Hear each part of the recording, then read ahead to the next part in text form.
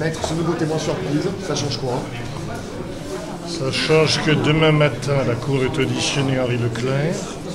Il s'agit de savoir si l'hypothèse Leclerc est une hypothèse crédible, pertinente, ou si au contraire ce sont d'aimables fariboles.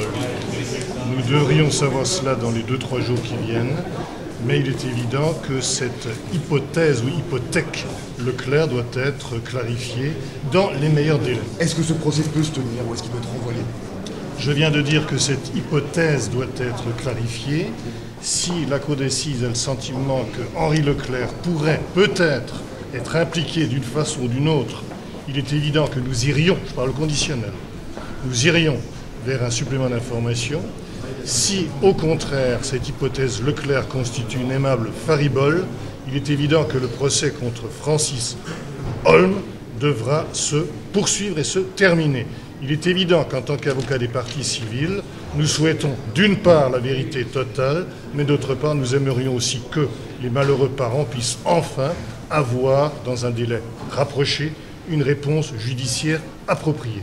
Mais des témoignages de dernière minute comme ça dans un procès, c'est quand même surprenant. C'est surprenant. Dites-moi ce qui n'est pas surprenant dans cette procédure. Tout est surprenant, de A jusqu'à Z. Et là encore, nous avons des témoins de dernière minute.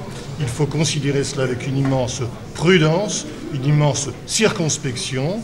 Nous savons par expérience que la médiatisation d'un procès peut parfois susciter des individus un peu mythomanes, mais parfois la vérité peut en effet jaillir au dernier moment.